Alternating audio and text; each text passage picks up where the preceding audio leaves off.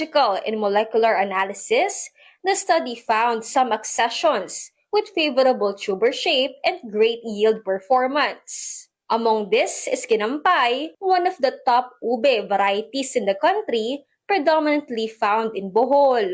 So this is considered as the queen of Philippine yam. Kasama to sa selections namin.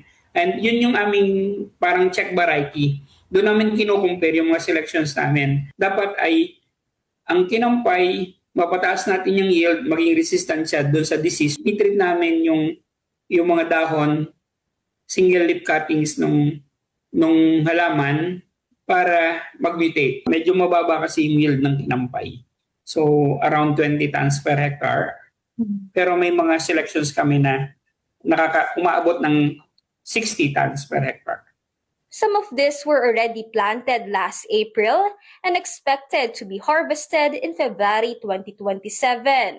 Apart from improving its content, the researchers are also conducting mass multiplication to develop similar superior crops. Nakapag-sequence analysis na kami, yung whole genome sequencing analysis sa DNA levels, 5 ang na-sequence na kasama yung Kinampay. Magpapadami kami ng planting material by means of tissue culture, single leaf cutting technique, and yung field.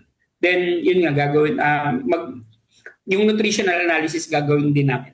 So sa mutation breeding, we use chemical mutagen para baguhin yung genetic makeup nung ube.